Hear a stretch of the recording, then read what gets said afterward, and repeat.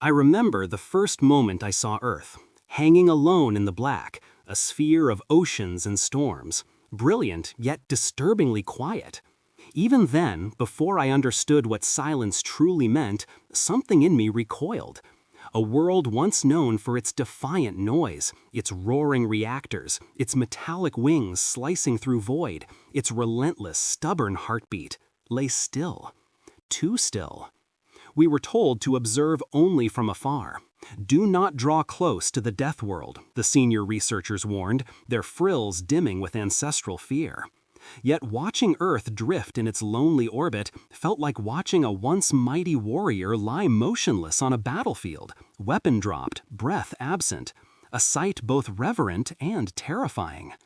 I was young then, young and naive enough to believe legends were exaggerations. The luminant arche thrummed around me with the gentle hum of a research vessel, unaccustomed to danger. I spent my first cycles poring over ancient human transmissions stolen from forgotten satellites. Noisy things, chaotic, bursts of laughter, arguments, music so aggressive it rattled the whole speakers. Videos of humans launching themselves into space in fragile metal tubes that should never have survived orbit, much less interstellar leaps. Every file reinforced the same truth. Humans were loud because they were alive in ways few species dared to be. Which is why their sudden disappearance carved a wound across the galaxy. One moment, their colonies flickered across the star maps like sparks. The next, every ember died. No distress calls, no warnings, no pleas for aid. Our scanners confirmed nothing. No energy signatures beyond planetary norm. No machinery, no orbital debris, not a single rogue beacon drifting in the dark. Their moon, once cluttered with artifacts of exploration, appeared pristine, scrubbed clean, as though time had devoured evidence of human presence. The Concord called it extinction, a quiet extinction, rare and unsettling. Civilizations die loudly. They tear themselves apart, or cry for help, or burn out in brilliant, tragic flame. Humans simply stopped. But while the older researchers accepted this with grim resignation, I could not. Something felt wrong, fundamentally, cosmically wrong. Humans were a species that had once bitten through radiation storms and laughed at death itself. They adapted to freezing void, scorching sands, crushing pressure. They fought gravity not because they needed to, but because they could. A species that impossible does not simply vanish. Still, the Concord forbade investigation. Fear is a powerful enforcer, and the memory of humanity's unpredictable strength lingered in the collective psyche like residual heat after a wildfire. Some said that approaching Earth was akin to touching a dormant volcano, beautiful from a distance, fatal up close. So Earth remained sealed in silence, a blue monument to everything we feared and failed to understand. Our charts marked it with 3 simple words: enter at peril. Decades passed, generations grew, and the silence persisted, calcifying into myth. Children of my kind whispered stories about the Deathworlders, of humans who built cities in jungles that tried to eat them, of humans who survived pathogens that liquefied other species on contact, of humans who fought wars not with the intent to kill, but to outlast the universe itself. We inherited these legends the way ancient species inherit instinct, something buried in the bones. And as the years drifted, the legends twisted. Some said humans had destroyed themselves. Others believed they had transcended into higher existence. A few, outliers, radicals, claimed humanity had never vanished at all, but had gone somewhere deeper, somewhere we could not follow. I pretended to be above such speculation, yet every time I gazed at the muted Earth, a peculiar sensation stirred beneath my carapace, a tension, a waiting, as if the planet itself were holding its breath. Sometimes, during late observation shifts, I caught myself staring too long into the swirling white storms and darkened continents below, imagining movement, imagining a flicker of light where no light should be, imagining eyes staring back. But there was nothing, always nothing. And yet, the silence did not feel empty. It felt full, dense, compressed with something vast and unseen, like pressure behind a sealed door. Looking back now, I understand why that feeling unsettled me. Because silence is never just silence. It is either death or preparation. And humanity was never a species that died quietly. I just didn't know yet which truth waited beneath the quiet blue world we watched from afar. But soon, far sooner than any of us expected, the silence would break. And when it did, the galaxy would learn a terrifying truth. Humanity had not vanished. They had simply stopped talking. The first alarm cut through the night cycle like a blade. I jolted upright, frills snapping wide, as red emergency glyphs flared along the luminant ark's corridor walls. For a heartbeat, I thought the ship had been struck. Micrometeorite impact, reactor breach, anything ordinary and survivable. But then the second alarm came, deeper, older, a tone reserved for events so improbable they were categorized as myth. Extrastellar origin detected. Source, Sol 3. Planet designation, Earth. I ran. So did everyone else. By the time I reached the bridge, the air vibrated with frantic speech. Hisses, clicks, trills from a dozen species, all layered atop the shrill shriek of the long-range arrays forcibly rebooting themselves. The holosphere in the center of the bridge convulsed as data surged into it, fractalizing into shapes that defied geometric stability. It wasn't a transmission, it wasn't a language, it was construction, a living waveform reshaping itself with each passing second. Every decoding attempt collapsed under it, as if the signal anticipated and countered our efforts. My joints locked. "No," the chief analyst rasped. His crest pulsed a sickly amber. And then everything froze. Every screen, every sensor, every light. A single audio channel opened. No digital signature, no compression, no distortion. A voice, human in timbre and cadence, spoke directly into our bridge. 3 words. 3 simple, softly spoken words. Yet they hit with the force of a collapsing star. Silence followed. True silence, heavy, suffocating, vast. Until pandemonium erupted. Species who had never known fear recoiled. Officers clutched consoles as if bracing for impact. The captain barked orders that dissolved into chaos. The atmosphere thickened with instinctive dread, a biological memory woven into the genetic history of the galaxy. Humans were awake again. Across the comnet, distress calls ricocheted into overlapping panic. Yet the fear in their voices wasn't the fear of an enemy. It was the fear of something unpredictable, something impossible, something that had survived the unsurvivable twice. The holosphere flickered, and a second wave of data slammed into our systems. This time, visuals unfolded, grainy at first, then sharpening into clarity that made my breath seize. Earth. Alive. Not merely restored, but transformed. Cities rose from shattered continents, rebuilt with materials that absorbed and refracted light in ways no Concorde engineer could comprehend. Towers arced in gravity-defying curves, bending space around them like fluid. Oceans glowed with bioluminescent patterns, shaped by machinery deeper than any trench. Orbital platforms drifted like metallic constellations around the planet, synchronized in elegant silence. Then came the ships. They emerged from Earth's oceans, vast vessels rising like leviathans breaking the surface. Not propelled, not launched, risen, as though gravity itself had agreed to let them go. Someone whispered. "No," another replied. "They're interfaces." Humanity had not rebuilt their civilization. They had reforged it, sculpted it into something alien, yet undeniably theirs, resilient, practical, terrifyingly efficient. Every image felt like a declaration. We did not die. We evolved. And now we step forward again. I gripped the railing until my claws dug grooves into the metal. My mind reeled with the weight of 3 centuries of misinterpretation.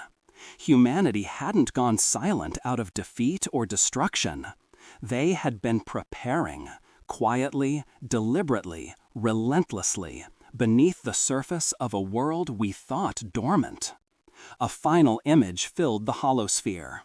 A single human, standing atop a structure of shimmering alloy. Their face was shadowed, but their silhouette radiated unmistakable resolve. A voice, layered with tones human ears once couldn't produce, whispered, "The galaxy is shifting." The transmission ended. The lights returned. Systems rebooted. But no one on the bridge moved. No one breathed. Because every one of us understood the same truth. The silence had ended. And whatever humanity had become during those 300 years, they had not returned as the species we once knew. Earth had spoken, and the galaxy would never be the same.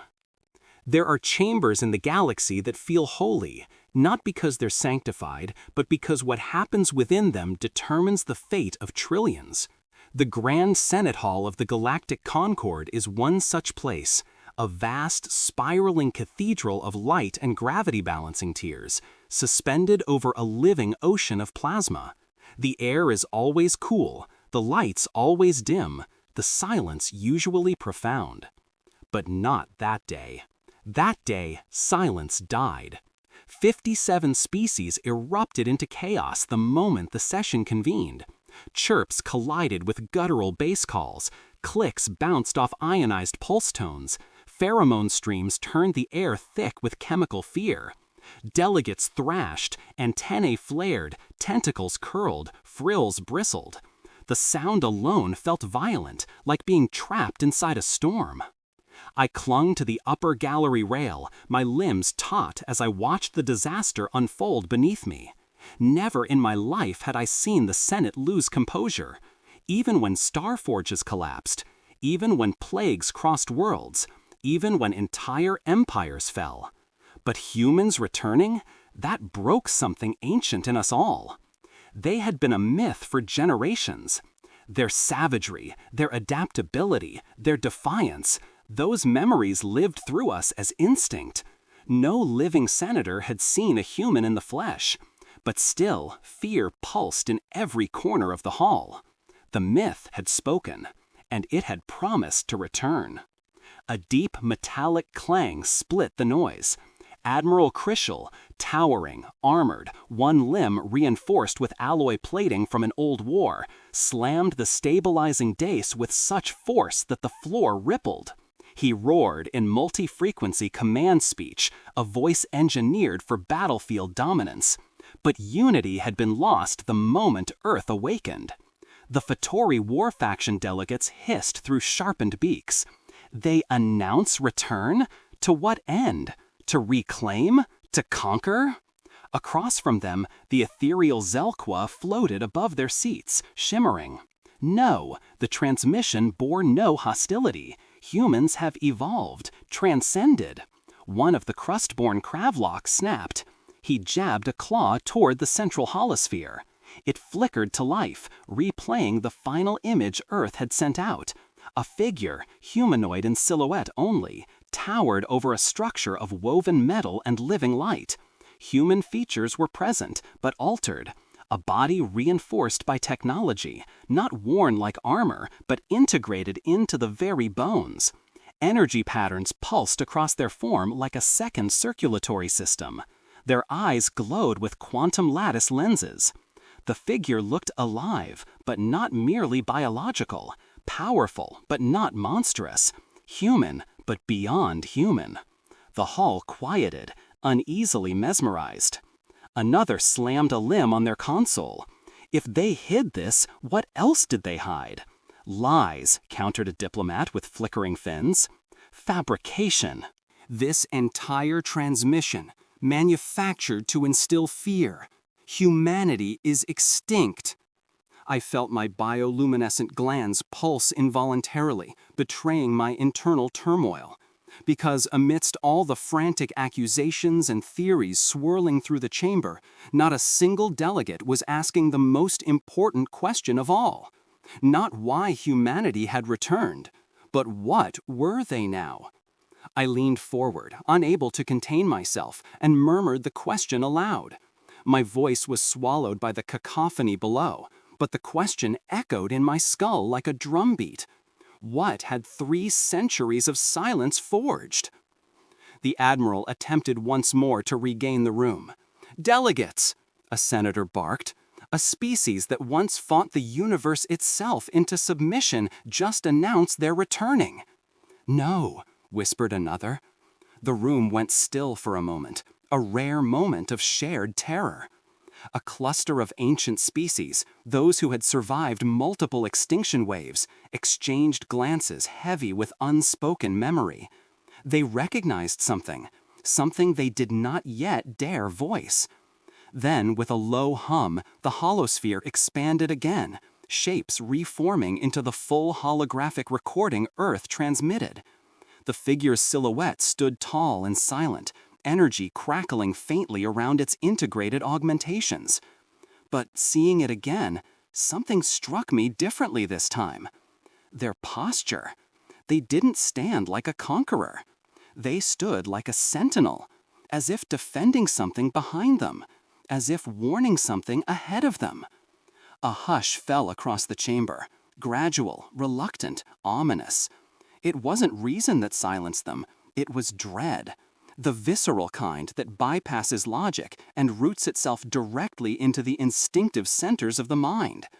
Because a universal truth had settled over us all. A species that once defied extinction had spent 300 years in silence. They had not used that time to rest. They had used it to become something else. Something powerful enough that even speaking 3 words sent empires into panic. Whatever emerged from humanity's silence wasn't returning as an equal. The galaxy had shifted, and we all felt, deep within our marrow, that humanity had stepped beyond our reach, into a place reserved for legends or nightmares. Before the Senate could absorb the implication, a new alert rippled through the chamber. A fresh transmission, direct from Sol. And this time, it wasn't a message. It was an instruction. The Concord's decree came swiftly and with uncharacteristic unanimity. Earth was to be classified as a Tier 0 restricted zone. No approach, no scans, no communication. And yet, within a single rotation, those same leaders quietly authorized a covert mission. Fear makes hypocrites of all governments. Thus, the Ark, our vessel, was chosen for reconnaissance. Not because we were the most capable, but because we were the most expendable. The moment we crossed the heliopause, an unease swept through the crew. The sun gleamed ahead like an ancient sentinel, its solar winds brushing against our hull with almost deliberate pressure, as though warning us back. Our pilot whispered telemetry updates in a stuttering rhythm, mandibles trembling. Even our ship mind, incapable of fear, paused its calculations every few cycles, as if reconsidering the wisdom of continuing. When Earth emerged from behind the limb of its moon, every conversation on the bridge died. The planet was beautiful, too beautiful. The kind of beauty that unsettles, crafted with intention rather than chance. Oceans shimmered like liquid crystal.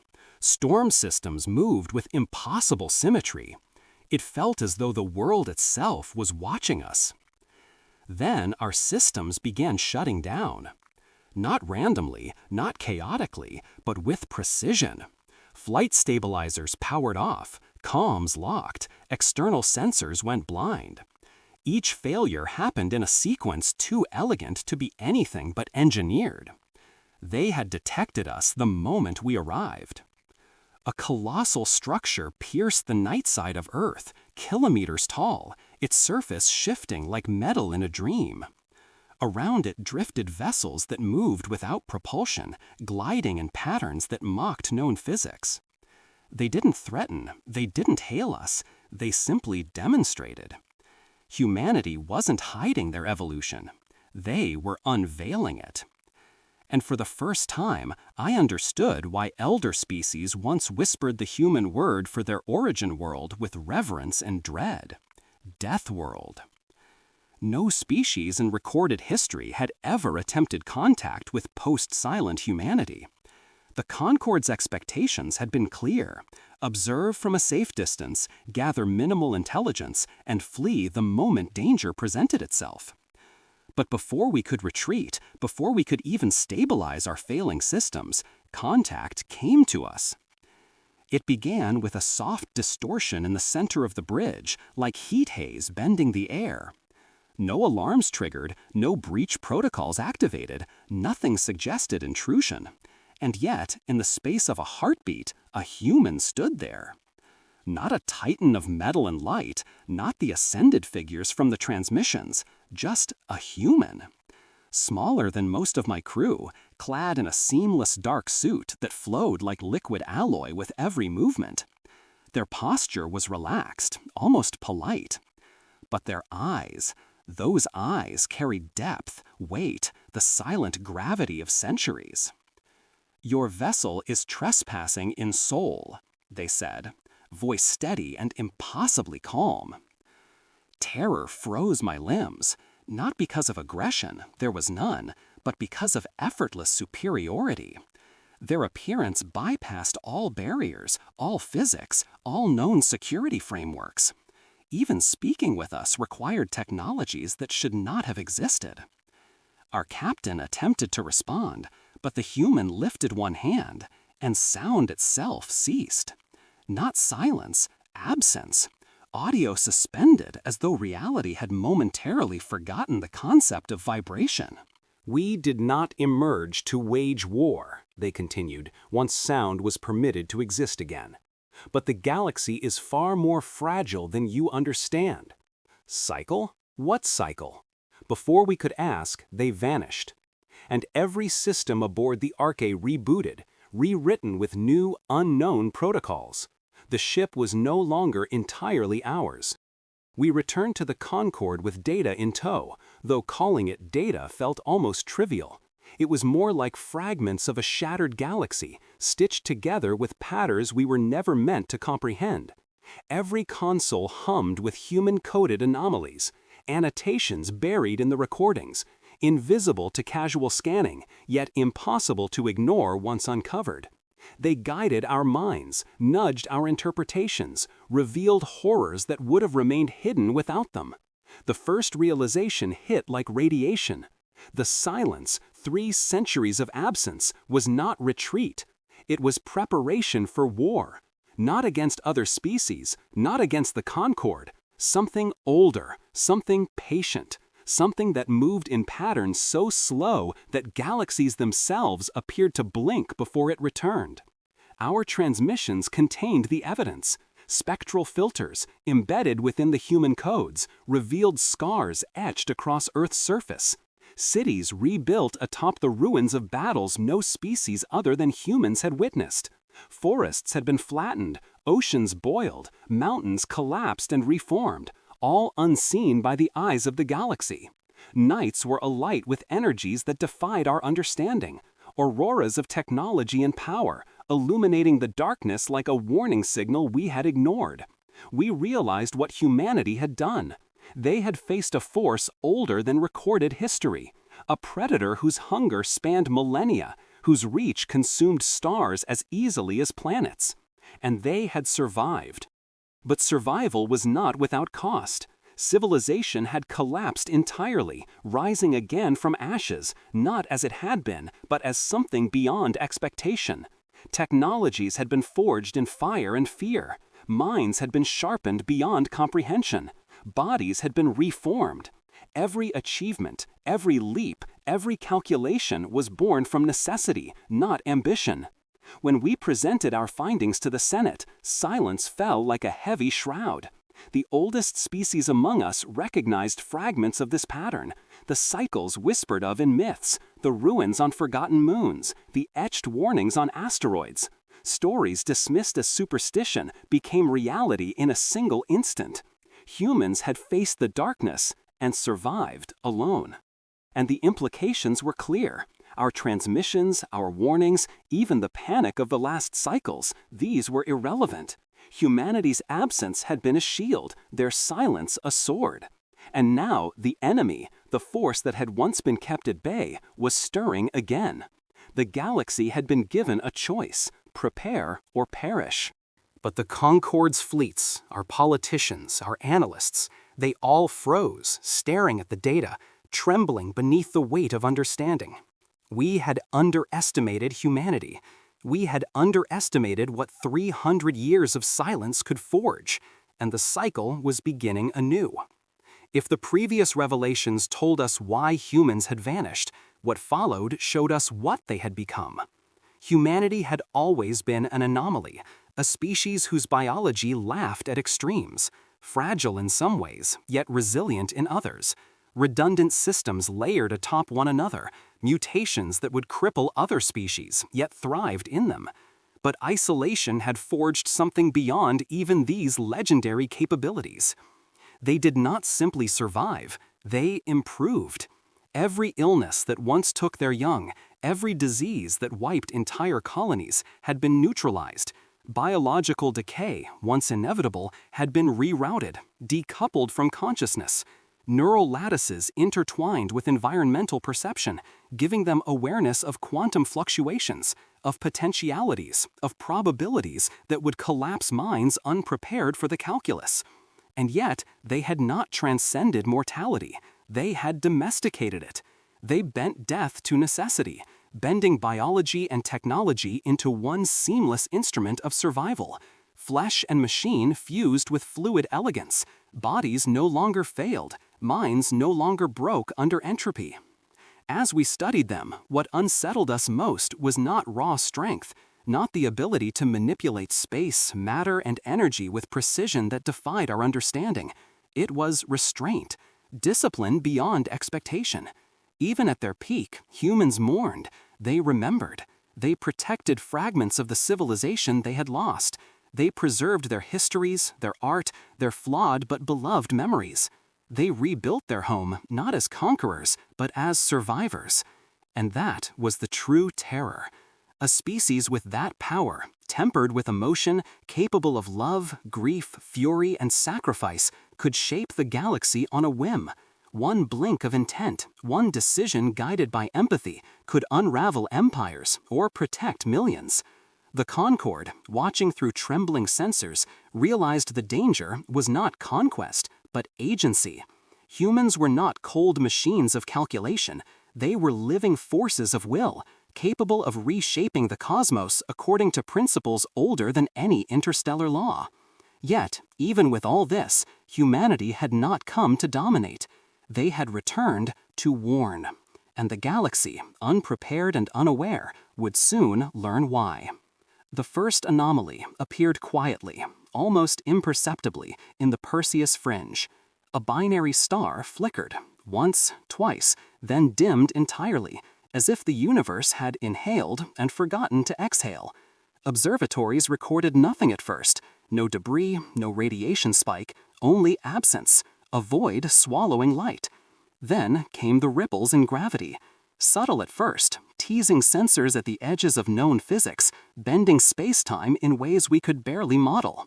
Followed by the disappearances. Outposts, research stations, colonies, vanishing without warning, leaving behind empty orbits and fractured orbs of debris. Panic swept through the Concorde like wildfire. Every fleet mobilized, every fleet command scrambled, and yet no conventional weapon could stem what was coming. It was the cycle humanity had endured alone, the cycle that had defined their silence. Now, for the first time, the galaxy witnessed it. And humanity acted. Fleets emerged, though the word fleet seemed inadequate. Ships did not launch. They unfolded, rising from oceans and orbital platforms as if the universe itself permitted them passage. No engines fired, no energy trails left. They warped space around them with intention, bending physics into obedience, moving like living geometries rather than constructed machines. And yet, for all their power, humans never fired first. Instead, they shielded planets, erected barriers of energy and gravitational tension around vulnerable systems. They reinforced fractures in space-time, patched anomalies, and even sacrificed vessels to hold back entities that existed as vacuum hungers, voided shapes that consumed reality like ink in water. Watching them act was indescribable. Each movement bore the weight of 3 centuries of perfected desperation. Every strike, every calculation, every decision pulsed with shared neural resonance across the fleet. Through those fields, we felt their emotions. Fear, yes, but more determination, grief for what they had lost, fury at what might return, and above all, refusal to allow another species to suffer as they had. Humans were no longer just Deathworlders. They were guardians. And as their fleets spread across the void, reinforcing, defending, and preparing, the truth became undeniable. We were being trained, conditioned, prepared for a war far beyond comprehension, a conflict that humanity had survived once and intended to survive again, this time with allies across the stars. The galaxy had watched legends awaken, and the cycle had begun again. Across the void, the ancient enemy, older than stars, patient beyond comprehension, finally revealed itself. Not through fleets or weapons, but a message, broadcast along dark energy channels that defied known physics. A voice without body, a consciousness of hunger made audible. You survived once. For the first time in this new age, humans appeared vulnerable. Not afraid, humans do not fear death, but they feared failure. They feared allowing others to perish. Their calm resolve was now tinged with urgency, an emotion felt across the neural resonance fields that bound their fleets. The galactic Concorde, every species represented, held its breath. The weight of the void pressed into the chamber as eyes, sensors, and minds turned toward humanity, waiting for the response of a species that had once been legend, myth, and terror incarnate. Then, a single human stepped forward. No armor, no augmentation. Almost fragile. Yet in that quiet posture, there was authority, certainty, and an unshakable will. "We didn't survive," they said, voice carrying across translated channels and neural broadcasts alike. They paused, looking into the endless darkness between stars. The statement echoed like a pulse across the galaxy. Fleets shifted, leaders whispered, systems lit up with transmission signals, every species aware of the warning, every mind touched by its clarity. Hope and fear merged in equal measure. Humanity had endured the impossible once, and now, with allies and experience, the galaxy itself would stand prepared. The message ignited resolve, unity, and determination. The cycle of survival and vigilance had begun anew. The final battle spanned the far reaches of the galaxy, across gravity wells, collapsing stars, and the void between systems. Humanity stood at the forefront, cutting paths of pure brilliance against an enemy that devoured all it touched. The Concorde's fleets, once paralyzed with fear, now followed human strategy, guided by instinct and experience that only the Deathworlders possessed. I watched entire planets saved by human sacrifice, Fleets of ships tore open portals to redirect collapsing dimensions. Ordinary humans, civilians, unaugmented, unarmored, volunteered to anchor resonance fields, their hearts steady as reality itself shuddered around them. Each action radiated purpose, desperation, and compassion all at once. Humanity did not win because they were the strongest. They won because they were human, stubborn, unyielding, resilient, impossibly compassionate. Their victory was defined not by technology alone, but by choice, by the refusal to abandon life to darkness. And when the last shadow finally burned away, when the cycle was broken and the ancient enemy dispersed, or perhaps forced into retreat, humanity did not turn to conquest. They turned to rebuilding, to restoration, and to unity, not as rulers, but as stewards of life. Earth, once silent, spoke again, but this time not in warning, not in threat, not in awe-inspiring terror. It spoke in welcome. The Deathworlders had returned. And in that return, they had reshaped the galaxy, not by domination, but by example, by compassion, by the human refusal to surrender to inevitability. We were changed. Our perception of strength, courage, and hope had been rewritten. The galaxy understood, finally, what it meant when humans said, without arrogance or hesitation, survival is not enough. Life must be defended, and life, once defended, becomes a promise to all.